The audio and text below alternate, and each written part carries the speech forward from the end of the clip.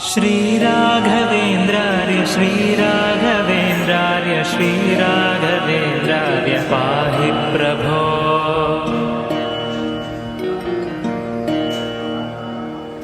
ನಮ್ಮ ಹೆಸರು ಅಶ್ವಿನಿ, ಅವ್ರ ಹೆಸರು ಪದ್ಮರಾಜ್ ಅಂತ.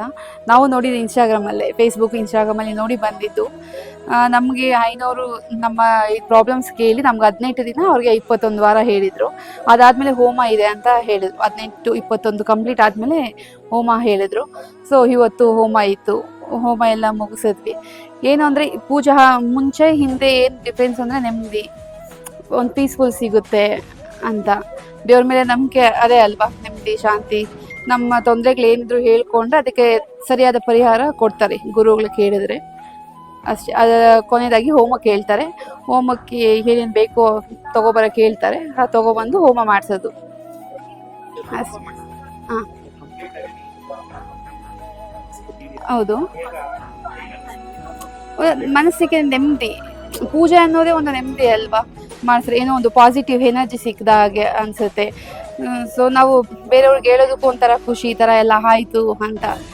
ಐನೋರು ತುಂಬ ಚೆನ್ನಾಗಿ ಮಾಡಿದ್ರು, ಮನಸ್ಸಿಗೆ ಶಾಂತಿ ಸಿಕ್ತು ಅಂತ ಹೇಳ್ಬೋದು.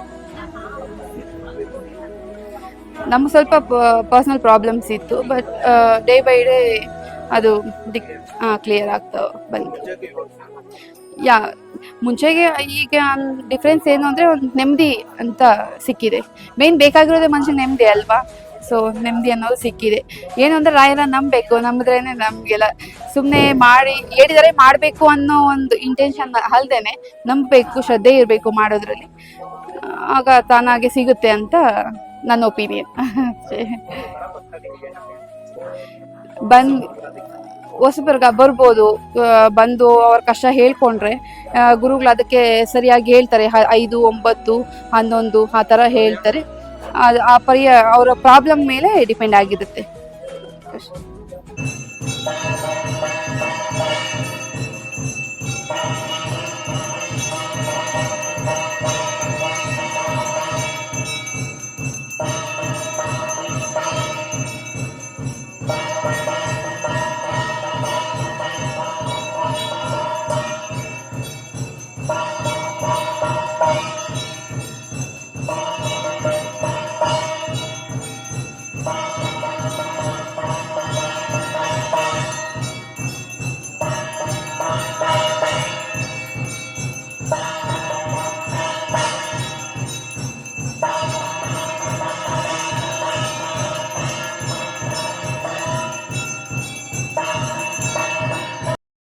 ವೀಕ್ಷಕರೇ, ಮಾನವನಾಗಿ ಹುಟ್ಟಿದ ಮೇಲೆ ನಾನಾ ದೋಷಗಳು, ಇಂದಿನ ಜನ್ಮದ ದೋಷಗಳು, ನಾನಾ ಕರ್ಮಗಳು, ಜಾತಕ ದೋಷ, ಸರ್ಪದೋಷ, ಸ್ತ್ರೀ ದೋಷ, ಪಿತೃದೋಷ ಹೇಳ್ತಾ ಹೋದ್ರೆ ಒಂದ ಎರಡ ವೀಕ್ಷಕರೇ. ಇಂತಹ ದೋಷಗಳು ಕಾಡ್ತಾ ಇದ್ದರೆ ಏನ್ ಮಾಡೋದಕ್ಕೂ ಹೊರಟರು ಕೈ ಹತ್ತಲ್ಲ. ಯಾಕಂದ್ರೆ ನಮ್ಮ ಕರ್ಮದ ಗಂಟು ನಮಗೆ ಅಂಟಿಕೊಂಡಿರುತ್ತದೆ. ಹೀಗಿದ್ದಾಗ ಹೇಗೆ ತಾನೇ ಜೀವನದಲ್ಲಿ ಮುಂದುವರಿಯುವುದು ಸಾಧ್ಯ? ಇಂತಹ ಒಂದು ನಮ್ಮ ಕರ್ಮದ ಗಂಟನ್ನು ಕರ್ಮ ದಹನ ಮಾಡುವ ಕ್ಷೇತ್ರವೇ ಶ್ರೀ ಕ್ಷೇತ್ರ ಹೊನ್ನವ ಮಂತ್ರಾಲಯ. ಮೊದಲನೆಯ ಸಾರಿ ಈ ಕ್ಷೇತ್ರಕ್ಕೆ ಬಂದಾಗ ಏನ್ ಮಾಡಬೇಕು, ಯಾರನ್ನ ಭೇಟಿ ಮಾಡಬೇಕು ಮತ್ತು ಸಂಕಲ್ಪ ಹರಕೆಕಾಯಿಯನ್ನು ಯಾವ ರೀತಿ ಕಟ್ಟಬೇಕು ಎನ್ನುವ ಪ್ರಶ್ನೆಗಳಿಗೆ ಉತ್ತರ ಮೊದಲಿಗೆ ಈ ಕ್ಷೇತ್ರಕ್ಕೆ ಬಂದಾಗ ಈ ಕ್ಷೇತ್ರದ ಧರ್ಮದರ್ಶಿಗಳಾದ ಗುರುಗಳಾದ ಶ್ರೀ ಗುರು ರಾಯರ ಸಂಪೂರ್ಣ ಅನುಗ್ರಹವನ್ನು ಪಡೆದಂತಹ ಶ್ರೀ ನರಸಿಂಹ ಆಚಾರ್ಯ ಜೋಶಿಯವರನ್ನು ಭೇಟಿ ಮಾಡಬೇಕು. ನಿಮ್ಮ ಕಷ್ಟಗಳ ಅಥವಾ ನಿಮ್ಮ ಸಮಸ್ಯೆಗಳೇನು ಅಂತ ಗುರುಗಳ ಹತ್ರ ತಿಳಿಸಿದರೆ ಗುರುಗಳಾದ ಶ್ರೀ ನರಸಿಂಹ ಆಚಾರ್ಯ ಜೋಶಿಯವರು ನಿಮ್ಮ ಯಾವ ಕಷ್ಟಕ್ಕೆ ಎಷ್ಟು ವಾರ ಜ್ಯೋತಿಗಳನ್ನು ಬೆಳಗಬೇಕು, ಎಷ್ಟು ಜ್ಯೋತಿಗಳನ್ನು ಬೆಳಗಬೇಕು, ಹಾಗೆ ಎಷ್ಟು ವಾರ ಸೇವೆಯನ್ನು ಮಾಡಬೇಕು ಎಂದು ಗುರುಗಳು ತಿಳಿಸುತ್ತಾರೆ. ನಂತರ ಕಾಯಿ ತೆಗೆದುಕೊಂಡು ಆ ಗುರುಗಳ ಮುಂದೆ ಕುಳಿತುಕೊಂಡರೆ ನಿಮ್ಮ ದೋಷಗಳು ಹಾಗೂ ಕರ್ಮದ ಗಂಟನ್ನು ಆ ಸಂಕಲ್ಪ ಕಾಯಿಗೆ ವರ್ಗಾಯಿಸಿ ಕೊಟ್ಟ ನಂತರ ಆ ಸಂಕಲ್ಪ ಕಾಯಿಗೆ ಬಟ್ಟೆಯನ್ನು ಕಟ್ಟಿ ನಿಮ್ಮ ಹೆಸರನ್ನು ಬರೆದು ಕೊಡುತ್ತಾರೆ. ನಂತರ ಆ ಕಾಯಿಯನ್ನು ರಾಯರ ಮುಂದೆ ಇಟ್ಟು ದೀಪದ ತಟ್ಟೆಯನ್ನು ಹಿಡಿದು ಹೋಮಕುಂಡಕ್ಕೆ ಗಣಪತಿಗೆ 8 ಪ್ರದಕ್ಷಿಣೆ ಹಾಕಬೇಕು. ನಂತರ ಕಾಯಿಯನ್ನು ಹಿಡಿದುಕೊಂಡು ಕಟಾಂಜಲಕ್ಕೆ 30 ಪ್ರದಕ್ಷಿಣೆ ಹಾಕಬೇಕು.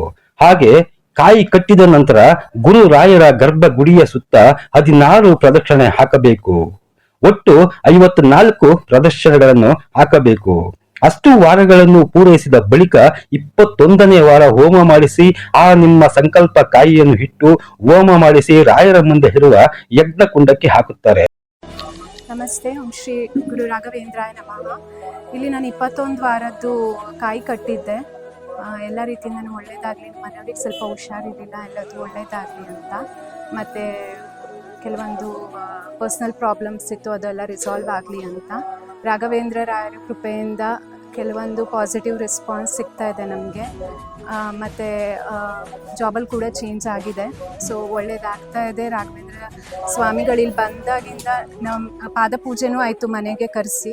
ಸೊ ಅವ್ರ ರಾಯರು ನಮ್ಮ ಜೊತೆ ಇದ್ದಾರೆ ಅನ್ನೋದು ಎಲ್ಲ ಸೂಚನೆಗಳು ಸಿಗ್ತಾ ಇದೆ. ಆ ರಾಯರ ಆಶೀರ್ವಾದ ಜೀವನ ಪೂರ್ತಿ ಅವರದ್ದು ಒಂದು ಸೇವೆ ಮಾಡೋ ಭಾಗ್ಯ ಸಿಗಲಿ ಅಂತ ಕೇಳ್ಕೊತೀನಿ.